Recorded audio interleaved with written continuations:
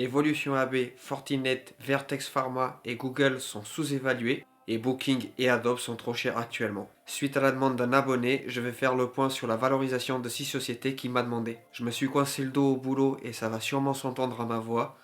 De plus, je ne suis pas chez moi, mais je tenais à tenir ma promesse envers cet abonné car je lui ai dit que je le ferais. Comme chaque lundi, n'hésite pas à me dire dans les commentaires quelle société tu souhaites voir dans ce format. Bonjour à tous, si t'es pas encore abonné, n'hésite pas à le faire et à mettre un like pour soutenir mon travail, moi ça m'aide énormément et on passe tout de suite aux valorisations et on commence par Fortinet.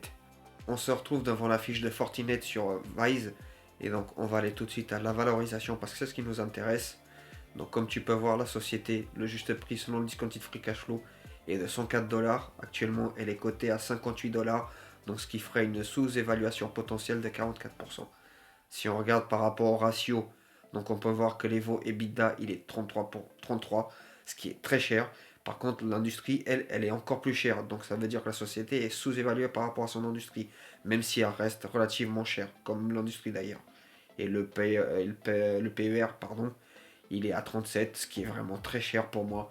Moi, c'est le genre de société qui est trop cher à mes yeux. On va aller sur un autre screener pour regarder la droite de régression. On se retrouve devant le screener Mooning pour la droite de régression de Fortinet. Et comme tu peux voir, la droite de régression, donc au 17, là où je filme la vidéo, elle est à 67 dollars, enfin estimée à 68 dollars. Et actuellement, elle cote à 61 dollars. Donc ce qui ferait une sous-évaluation potentielle par rapport à la droite de régression. Donc, c'est à jauger en fonction de ce que tu veux faire par rapport à cette société. Je te rappelle juste que je ne suis pas conseiller financier et mes vidéos ne sont pas des conseils en investissement. Je te partage juste ma vision d'investisseur long terme particulier. Après Fortinet, on passe à Booking. Là, on se retrouve devant la fiche de Booking et on passe tout de suite à la valorisation. Et comme tu peux voir, le juste prix selon discounted free cash flow est de 3421 euros. Et actuellement, elle est cotée à 3468 euros, ce qui ferait potentiellement une surévaluation de 1,5%, ce qui est très faible. Ça, on reste dans la moyenne du prix. Pour moi, ça reste correct, on va dire ça comme ça. Et si on regarde les ratios par rapport à son industrie, on peut voir que la société est pas si chère que ça par rapport à l'Evo EBITDA. Elle est à 16,5 et l'industrie, elle, se situe à 20, donc ce qui est plutôt correct. Les PER, ils sont à 25. Bon, c'est un peu cher selon mes critères à moi, mais quand tu regardes que l'industrie est à 41, ça reste raisonnable. Elle est quasiment 2 fois moins chère, ce qui est très correct. Si on regarde le reste des ratios, par contre, j'ai regardé un peu les chiffres. Là, quand tu vois un price to book en négatif, pose-toi déjà des questions. Mais si tu veux que je fasse une analyse quantitative et fondamentale, n'hésite pas à me le demander dans les commentaires. Et on va aller regarder tout de suite la droite de régression de Booking.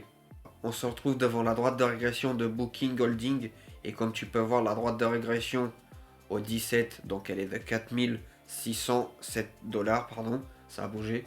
Et actuellement, elle est cotée à 3708, ce qui fait une sous-évaluation potentielle de 0,5, un écart type, ce qui fait potentiellement une sous-évaluation d'environ 5%, grosso modo. Mais je te ferai des vidéos pour t'expliquer ça. Je suis désolé, j'ai vraiment très mal, j'ai du mal à parler. C'est vraiment horrible comme sensation. On passe tout de suite à la valorisation de Vertex Pharma. On se retrouve devant la fiche de Vertex Pharma et on passe à la valorisation. Donc comme tu peux voir là actuellement, la juste prix par rapport au discounted free cash flow est de 647 dollars et actuellement elle cote à 401 dollars, ce qui ferait potentiellement une sous-évaluation de 38%, ce qui est vraiment très correct. Je connais pas du tout la boîte, je vais m'y intéresser peut-être. Et quand tu vois que le Evo EBITDA il est de 20 alors que l'industrie se situe à 13 à peu près, ce qui laisse penser qu'elle est potentiellement surévaluée par rapport à l'Evo EBITDA. Là c'est fortement le cas. Et quand tu vois aussi par exemple que le PER il est de 28, quasiment 29, pour moi c'est très cher, même si ça reste relativement peu cher par rapport à l'industrie qui elle se situe à 41. Mais bon, ça ce n'est que mon avis personnel, tu le sais. Et là, on va passer tout de suite sur l'autre screener pour garder la droite de régression. Voilà, on se retrouve devant la droite de régression de Vertex Pharma. Et comme tu peux voir, donc au 16,5, là ils ont dû la faire un petit peu avant. Elle est à côté, pardon, la droite de régression, elle est à 405 dollars. Et actuellement, elle est à côté à 445 dollars. Ce qui ferait une surévaluation par rapport à la droite de régression. Donc c'est à jauger. C'est tu fais en fonction, là pour moi elle se situe dans la moyenne de son juste prix, tant que ça dépasse pas un écart type au-dessus, ça reste techniquement dans les bons prix. Vaut mieux acheter une société qui est un tout petit peu surévaluée plutôt que de ne pas acheter si tu as des convictions dessus. Et on passe tout de suite à Adobe. On se retrouve devant la fiche de Adobe et on va tout de suite à la valorisation. Et comme tu peux voir, techniquement, elle pourrait être surévaluée de 14%, puisqu'actuellement son juste prix théorique serait de 431 $ et elle est cotée à 492. Si on se base par rapport au ratio, elle est extrêmement chère. Un niveau EBITDA de 29, c'est vraiment très cher, sachant que moi je vois des sociétés qui sont inférieures à 15. Ceci dit, l'industrie, elle est extrêmement très chère aussi. À 35, la moyenne, c'est vraiment très cher. Et quand tu regardes les ratios du PER, par exemple, l'industrie à 97 et la société à 46, pour moi, c'est vraiment très cher. Le prix cash flow, le price to sales, etc., tout est exorbitant. Vraiment, c'est quelque chose d'affolant. Ceci dit, ça reste une excellente boîte. Donc, bon, la qualité se paye aussi, mais pas non plus à des prix exorbitants. Mais comme d'habitude, ce n'est que mon avis personnel. Et on va aller voir sa droite de régression. Donc là, on se retrouve devant la fiche de Adobe et comme tu peux voir, la droite de régression au 17 mai, elle était à 715 $ et actuellement le cours il est à 483 $. Donc techniquement, ça ferait une sous-évaluation de presque un écart type, ce qui est très intéressant par rapport à la droite de régression. Même si on a vu que les ratios étaient très hauts par rapport au PER et les voies EBITDA, éventuellement ça peut être aussi un point d'entrée parce que la marge de sécurité vient surtout de la droite de régression parce que comme tu peux voir, la société a tendance à rejoindre la ligne, même si elle a été surévaluée. Tu as eu des points de vente, mais tu as eu aussi des points d'achat à certains endroits comme ici, etc. Donc c'est à voir en fonction de ce que tu veux. Et on passe tout de suite à la valorisation de Evolution AB.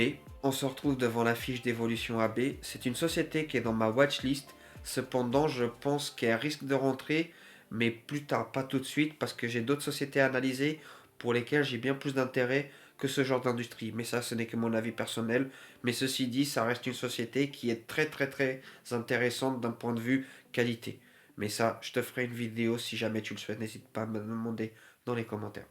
On passe à la valorisation. Donc comme tu peux voir, le discounted free cash flow n'est pas disponible. Ça c'est quelque chose qui est un peu gênant. Mais on va regarder les ratios. Donc là actuellement la société elle est cotée à 18 à l'Evo EBITDA alors que l'industrie elle est à 14. Ce qui ferait qu'elle est surévaluée par rapport à l'industrie. Cependant le price earning il est de 21, ce qui reste plutôt correct pour ce genre d'industrie. Sachant que l'industrie elle se situe à 39. Je vais jeter un coup d'œil vite fait sur le free cash flow. Bon, il n'est pas disponible alors qu'il n'a pas été en négatif. Je comprends pas pourquoi il n'est pas disponible, le discounted free cash flow. Peut-être qu'ils ont du mal à faire les calculs et des prévisions sur le futur. C'est pour ça que moi, le discounted free cash flow, je m'en méfie un petit peu, j'aime pas trop ça. Enfin bref, on va regarder tout de suite la droite de régression d'Evolution AB.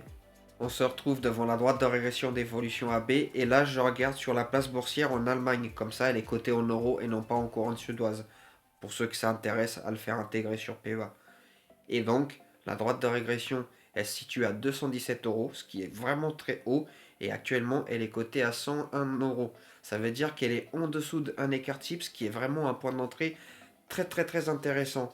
Mais ça, ce n'est que mon avis. Je n'ai pas fait d'analyse fondamentale ni d'analyse quantitative. Mais ceci dit, ça reste un point d'entrée qui est très intéressant si vous êtes sûr des fondamentaux de ce genre de société. Donc, ça reste une société à surveiller. Moi, en tout cas, là, ça me donne un très joli point d'entrée pour ce genre de société, sachant que j'ai déjà regardé un petit peu les chiffres. Et pour finir, on passe à la valorisation de Alphabet. Alphabet, c'est une société que j'aime beaucoup. J'ai loupé le coche, je sais pas si tu as vu mon short où elle était à 154, j'étais quasiment sûr de vouloir l'acheter. Je l'ai pas fait, j'ai loupé une plus-value de 11%. Bon, c'est pas grave, c'est le jeu de la vie. On passe à la valorisation. Et comme tu peux voir, techniquement, elle est encore sous-évaluée parce qu'elle est estimée, selon Discounted Free Cash Flow, à 192 $, presque 193. Et actuellement, elle est à 168 quand je regarde cette vidéo. Et par rapport au l'Evo EBITDA, elle est un tout petit peu trop chère par rapport à l'industrie. Un Evo EBITDA 19 alors que l'industrie se situe à 13, presque 14. Par contre, elle est dans le juste prix par rapport à son industrie avec un ratio de 26 quasiment alors que l'industrie se situe à 26. Et on va regarder la droite de régression. On se retrouve devant la droite de régression de Alphabet et comme tu peux voir, Elle est un tout petit peu surévaluée par rapport à sa droite de régression, parce qu'actuellement, la droite de régression est estimée à 158 dollars, alors que la société est cotée à 176. Ça varie en fonction des screeners, parce qu'ils ont un délai de latence qui est un peu différent en fonction de quand ils font la mise à jour des fiches des sociétés. Mais là, potentiellement, elle serait un tout petit peu surévaluée, mais ça reste dans la moyenne de ses prix. Et comme tu peux voir par rapport au discounted cash flow, elle est sous-évaluée. Mais bon, comme tu le sais, c'est pas le genre de truc que je regarde, donc j'ai plus tendance à me baser par rapport à la droite de régression. Mais là, une surévaluation comme ça me poserait pas de soucis, sachant que je commence à avoir des convictions très fortes sur Google. Mais ça, ce n'est que mon avis personnel, comme tu le sais. Voilà, c'est tout pour cette vidéo. Je suis désolé de mon ton de voix, j'ai vraiment très mal, mais je tenais à faire la vidéo puisque l'abonné me l'a demandé et je tiens toujours mes promesses. Je lui ai promis en commentaire. N'hésite pas à t'abonner si ce n'est pas le cas. Lâche un petit like, moi ça m'aide énormément et ça me montre ton soutien. Je te dis à très bientôt. J'essaie de me dépêcher aujourd'hui pour récolter des demain. Ciao les amis.